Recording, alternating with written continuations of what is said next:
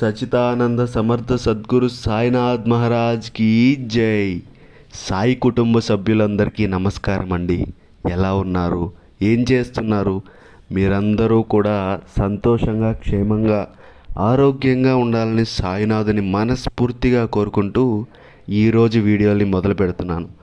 ఇక ఈరోజు వీడియోలో బాబా గారి సందేశం ఏమిటంటే, బిడ్డ, ఈరోజు సందేశాన్ని నిజంగా నువ్వు విన్నావంటే నీ మనసులో ఉన్న ప్రతి ప్రశ్నకు కూడా నీకు ఇది సమాధానం దొరికినట్లే. కాబట్టి మనసు పెట్టి విను తల్లి అని బాబాగారు అంటున్నారు. అసలు బాబాగారు ఈ విధమైనటువంటి సందేశాన్ని మనకు ఈరోజు ఎందుకు అందజేయబోతున్నారు అంటే, బాబా భక్తుల్లో ఎవరైతే అతిగా ఆలోచిస్తూ మనసులో ఉన్నటువంటి ప్రతి ప్రశ్నకు కూడా సమాధానం కావాలని చెప్పి బాబాని అడుగుతున్నారో అటువంటి వారికి ఈరోజు సమాధానం అనేది బాబా గారు అందజేస్తున్నారు అని మనస్ఫూర్తిగా నమ్మి ప్రతి ఒక్కరూ ఈ సందేశాన్ని వినండి. శ్రీ సాయిబాబా అనుగ్రహంతో జ్యోతిష్యం చెప్పబడను. వశీకరణం స్పెషలిస్ట్ గురువు గారు సుబ్రహ్మణ్యం రాజు గారి కాంటాక్ట్ నెంబర్ 9908224144. ఈ గురువు గారు చెప్పింది చెప్పినట్టుగా జరుగుతుంది. భార్యాభర్త మధ్యలో గొడవలు, విదేశీ ప్రయాణం ఆలస్యం అవ్వడం, ప్రేమ, పెళ్ళి, సంతానం లేకపోవడం, కోర్టు సమస్యలు, గృహము మరియు కుటుంబ సమస్యలు, ధనం నిలకడ లేకపోవడం, నమ్మిన వ్యక్తి మోసం చేయడం, స్త్రీలు పురుషులకు సంబంధించిన గుప్త సమస్యలు ఇటువంటివైనా రోజుల్లో పరిష్కారం చేయబడను. మీరు ఎంతోమంది దగ్గర జ్యోతిష్యం మరియు పరిష్కారాలు చేయించుకొని ఉంటారు, నిరాశ చెంది ఉంటారు. ఒక్కసారి కొండదేవత అయిన కోయరాజు గారికి ఒకసారి కాల్ చేసి మాట్లాడండి. కోయరాజు గారు కొండదేవత పూజారి సుబ్రహ్మణ్యం రాజు గారి కాంటాక్ట్ నెంబర్ 9908224144. మా జీవితంలో ఎన్నో మార్పులు జరిగాయి కాబట్టి చెప్తున్నాం ఫ్రెండ్స్. ఓం సాయిరామ్. ఇక బాబా గారి సందేశం విషయానికి వచ్చినట్లయితే, బిడ్డ, నువ్వు ఈరోజు ఈ సందేశాన్ని చూస్తున్నావంటే నీ మనసులో ఉన్న ప్రతి ప్రశ్నకు కూడా సమాధానం దొరికినట్లేనమ్మా. అసలు ఈరోజు నేను ఎందుకు ఇలా మాట్లాడుతున్నాను అని చెప్పి నువ్వు ఆలోచిస్తూ ఉన్నావు కదా. నిజమే, నీ మనసులో ఉన్నటువంటి ప్రతి ప్రశ్నకి కూడా సమాధానం కావాలని చెప్పి నన్ను అడుగుతున్నావు కదా. నువ్వు నీ జీవితాన్ని ప్రశాంతంగా, ఆనందంగా జీవించాలని చెప్పి కలలు కన్నావు కదా. అయితే ఆ విషయం నాకు తెలుసు తల్లి. అయితే ఇది అందరికీ కూడా ఉన్నటువంటి ప్రతి ఒక్క మనిషికి ఉండాల్సినటువంటి కోరికలే. నువ్వు అలా అందంగా జీవించాలంటే నీ చుట్టుపక్కల ఉన్నవారి మాటలు ఎక్కువగా వింటూ ఉన్నావు. వారు ఏదైతే నిన్ను ఎలా చూడాలని చెప్పి కలలు కంటున్నారో అలాగే నువ్వు వారికి కనిపిస్తూ ఉన్నావు. వారు నిన్ను చాలా రకాలుగా అవమానించి, నలుగురిలో నిన్ను అవమానపరిచి, నువ్వు బాధలో ఉంటే చూడాలని చెప్పి కలలు కన్నవారి కలలు సహకారం చేస్తున్నావు తల్లి నువ్వు.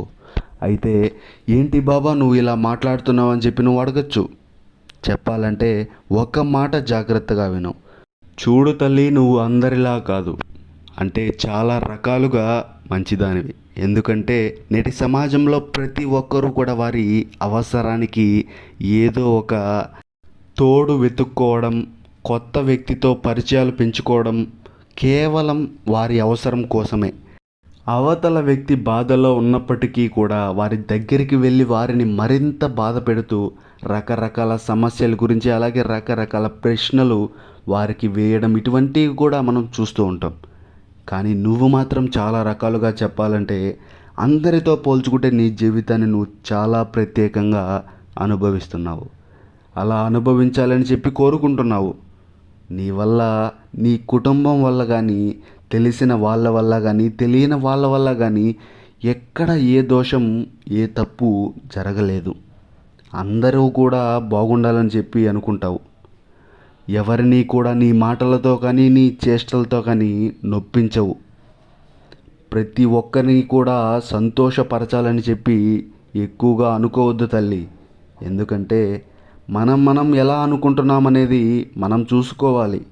ప్రతి ఒక్కరూ కూడా నీ మాటల వల్ల, నీ చేష్టల వల్ల సంతోషంగా ఉండాలని చెప్పి అనుకోవద్దు. ఎందుకంటే అలా అందరినీ సంతోషపెట్టడం అనేది జరగదు. అలాగే నీ మాట ఒకరు మంచిగా తీసుకోవచ్చు, మరొకరు చెడుగా తీసుకోవచ్చు.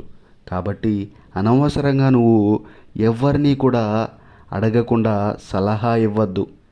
అలాగే నీ దగ్గరకు చెయ్యి చాచి వస్తే నిజంగా సహాయం కోరితే అటువంటి వ్యక్తులకు మాత్రం సహాయం చెయ్యి. అడగకుండానే సహాయం చేసి నీ విలువ పోగొట్టుకోవద్దు.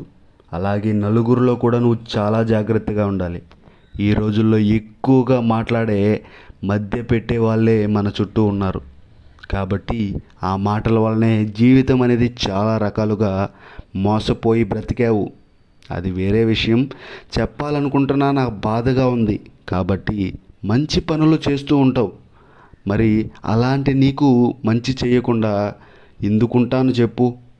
అందరూ కూడా నన్ను వదిలేశారు, అందరూ కూడా నన్ను పట్టించుకోవడం లేదు, చివరికి బాబా కూడా పట్టించుకోవడం లేదు అని చెప్పి ఆలోచిస్తూ ఉన్నావు. అలా అస్సలు ఆలోచించవద్దు. నీకు కావాల్సింది ఏంటి అనేది, నువ్వు కోరింది ఏంటి అనేది తెలుసుకోలేనంత స్థితిలో నేను లేను తల్లి. అన్నీ కూడా నీకు దక్కుతాయి, నీకు దక్కిస్తాను. అలాగే నువ్వు ఎదురు చూసేటువంటి ఒక మంచి విషయాన్ని కూడా నీ జీవితంలోకి తప్పకుండా రాణిస్తాను. అప్పటి వరకు నువ్వు కాస్త ఓపికతో ఉండాలంతే. నేను ఏ రోజైనా కానీ నీ మాటను కానీ అలాగే నిన్ను కానీ బాధ పెట్టాలని చెప్పు? నువ్వు చాలా వ్యతిరేకమైన ఆలోచనలు చేస్తున్నావు, అంటే చాలా దారుణమైన ఆలోచనలు. అనుకూలమైనటువంటి ఆలోచనలు చేస్తే జీవితం కూడా అనుకూలంగా ఆనందంగా సాగుతుంది. ఈ విషయాన్ని మర్చిపోవద్దు తల్లి. కాబట్టి నువ్వు ఎప్పుడు కూడా శ్రద్ధ సబూరితో ఉండు. అనుకూలమైనటువంటి ఆలోచనలు మాత్రమే చెయ్యి. రకరకాల ప్రశ్నలు నీ మనసులో కొట్టుమిట్టాడుతున్నప్పుడు నువ్వు ఎలా ప్రశాంతంగా ఉంటావు? నువ్వు కొంచెమైనా ఓపికతో తెలివితో ఆలోచిస్తే నీ మనసులో ఉన్నటువంటి ఆ గందరగోళాన్ని ఏదైతే ఉందో అదంతా దూరం అవుతుంది. కాబట్టి ముందు నువ్వు బాబాపై ఉన్నటువంటి నమ్మకాన్ని పెంచుకో. ఎట్టి పరిస్థితుల్లో కూడా ఆ నమ్మకాన్ని కోల్పోవద్దు. ఎందుకో తెలుసా? మనుషులు మోసం చేస్తారేమో కానీ భగవంతుడు ఎప్పుడూ కూడా మోసం చేయడు. నమ్మకం అనేది నిన్ను జీవితంలో ముందుకు నడిపిస్తుంది. నీకు ఎనలేనటువంటి ధైర్యాన్ని కూడా అందిస్తాను. అర్థమవుతుందిగా తల్లి నేను చెప్పే మాట? కాబట్టి నీ బాబా ఎప్పుడూ కూడా నీతో ఉన్నారని చెప్పి నువ్వు ఎప్పుడూ నమ్ముతూ ఉండు. ఆ రోజు నువ్వు దేని గురించి కూడా ఆలోచించనవసరం లేదు. ప్రశాంతంగా ఉంటావు. నీ పనిని నువ్వు చూసుకుంటూ వెళ్ళిపోతావు. అలాగే నలుగురు ఏమనుకుంటున్నారు అని చెప్పి అస్సలు పట్టించుకోవద్దు. నీ బాబాపై ఉన్నటువంటి నమ్మకాన్ని మాత్రం పెంచుకో చాలు. నువ్వు ఎప్పుడూ నీతోనే ఉంటాను, ఆ విషయాన్ని నువ్వు గుర్తుంచుకో. ఎప్పుడైతే ఈ విషయాలన్నీ నువ్వు గుర్తుపెట్టుకుంటావో మెదడులో ఉన్నటువంటి నానా రకాల ఆలోచనలన్నీ ఎగిరిపోతాయి. ఆ రోజు నుండి నువ్వు తలపట్టిన ప్రతి పని కూడా విజయం సాధిస్తావు. నేను ఎప్పుడు కూడా నీకు అండగా ఉంటాను బిడ్డ. అలాగే సాయి తోడుగా ఉన్నాడంటే ధైర్యం కూడా నీకు వస్తుంది. అలాగే నిన్ను ఎవ్వరూ కూడా ఏం చెయ్యలేరు. అంతేకాకుండా నిన్ను ఎవ్వరూ కూడా కనీసం తప్పుడు ఆలోచనలతో కూడా చూడలేరు. తప్పుగా మాట్లాడాలనుకున్న వారికి ధైర్యం ఉండదు.